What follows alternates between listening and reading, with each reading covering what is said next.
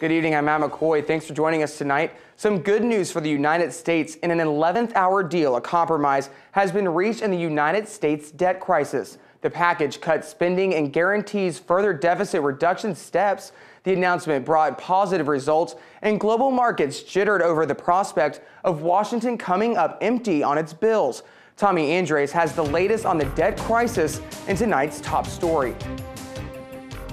Months after the nation was warned the government was going to hit the limit on the amount of money it could borrow, President Obama announced late Sunday. The leaders of both parties in both chambers have reached an agreement that will reduce the deficit and avoid default. The $3 trillion proposal would extend the debt ceiling through 2012. It now must be approved by Congress. House Minority Leader Nancy Pelosi is ready to take a look. I haven't seen the writing, the final product, and as you know with these things, the details are important.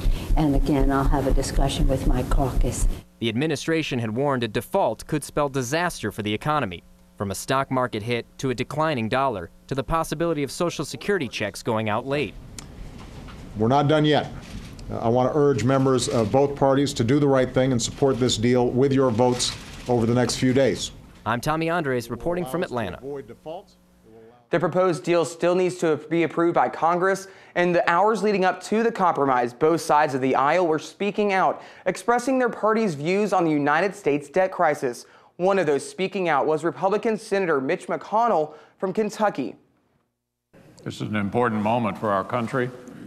I appreciate the Majority Leader's comments and want to say a few words to our colleagues who've been so patient over the past several days and whose ideas and encouragement have been so helpful in getting us to this point.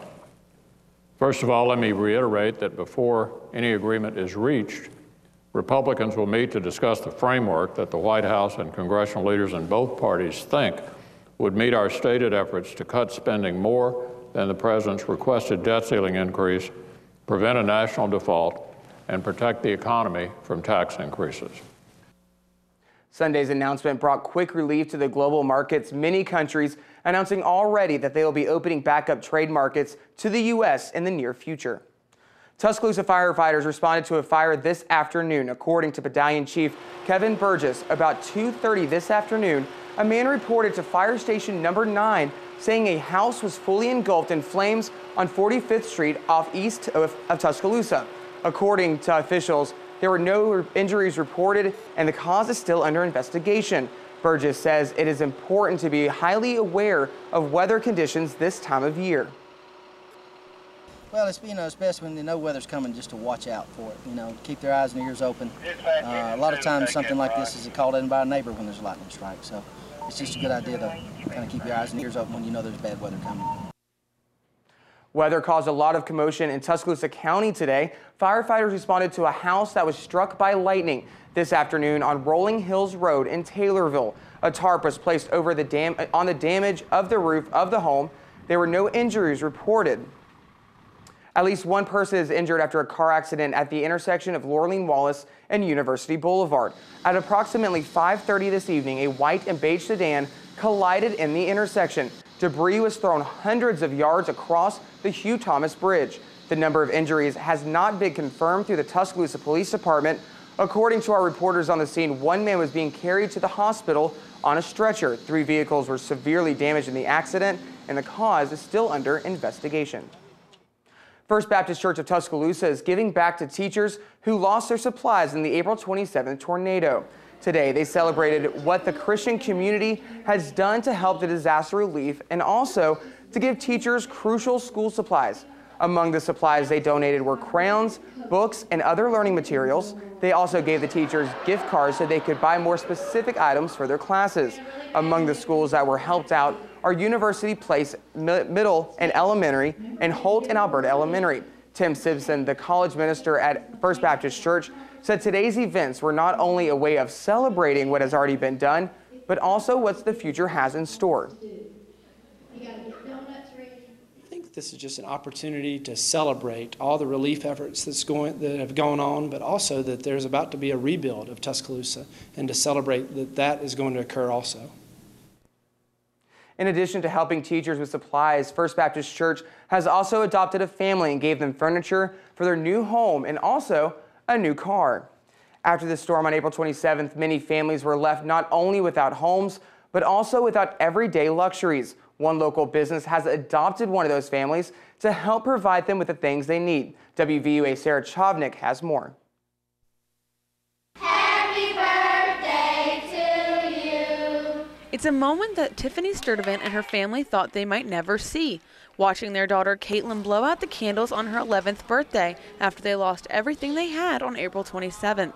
Tiffany was very afraid that they would not be able to provide this, but they wanted to do this for their daughter and wanted to surprise the daughter because the daughter was afraid that wouldn't happen. So this was very, it is one of the little things, but for children it's a big thing. That's when help came from an unlikely source. Sips and Strokes in downtown Tuscaloosa jumped at the opportunity to help, hoping to blaze a trail for other businesses to follow suit. I can't even begin to explain what they have done. I had no idea this was happening. We just came in to set up early and they say, hey, we've adopted you guys and this is what we have for you.